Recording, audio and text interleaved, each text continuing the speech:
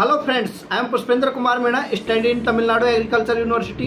तो दोस्तों, आज मैं आपको बताने वाला हूं कि अगर आप आईसीआर के स्टूडेंट हैं, आप आईसीआर की काउंसलिंग में भाग लेना चाहते हैं, तो आपको रैंक कार्ड आने तक आप इंतजार कर रहे हो रैंक कार्ड का बड़ी बेसब्री से।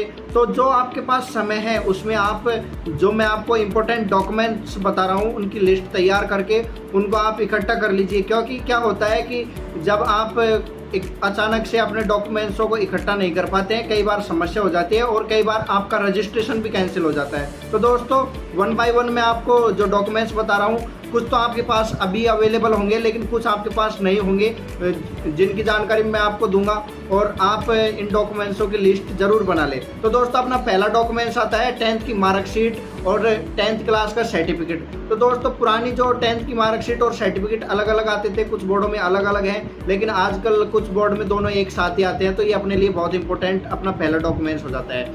और सेकंड डॉक्यूमेंट्स आता है अपना 12th क्लास का सर्टिफिकेट और 12th क्लास की मार्कशीट। तो दोस्तों, 12th क्लास का सर्टिफिकेट और मार्कशीट का भी वही सेम फंडा है 10th की मार्कशीट की तरह। उसके बाद में अपना तीसरा important document date of birth certificate. तो दोस्तों, डेट ऑफ बर्थ सर्टिफिकेट आप अपने अलग से भी होता है और कुछ लोगों का डेट ऑफ बर्थ सर्टिफिकेट नहीं होता है, तो उनकी 10वीं की जो मार्कशीट है वो डेट ऑफ बर्थ सर्टिफिकेट की जगह काम करती है। आधार कार्ड आप सभी के पास होगा। आधार कार्ड बहुत इंपॉर्टेंट है, इसका तो आपको पता ही। कैरेक्टर सर्टिफिकेट, दोस्तों जिस भी स्कूल से या कॉलेज से आपने गत वर्ष में पास किया है वहाँ से आपको एक कैरेक्टर सर्टिफिकेट मिलेगा, उसको भी आपको संभाल के रखना है। ट्रांसफ़र सर्टिफिकेट की बहुत आवश्यकता होने वाली है। अभी आपको जब आप काउंसलिंग करवाओगे तब तो इनकी ज़रूरत नहीं पड़ेगी, लेकिन जब आप कॉलेज में जाओगे तो ये बहुत ही इंपॉर्टेंट डॉक्यूमेंट्स की कैटेगरी में आते हैं। कैटेगरी सर्टिफिकेट बहुत इंपॉर्टेंट हो जाता है। आपने जिस कैटेगरी से फॉर्म भरा है तो आपको उस कैटेगरी का आपके पास सर्टिफिकेट होना बहुत ज़रूरी है।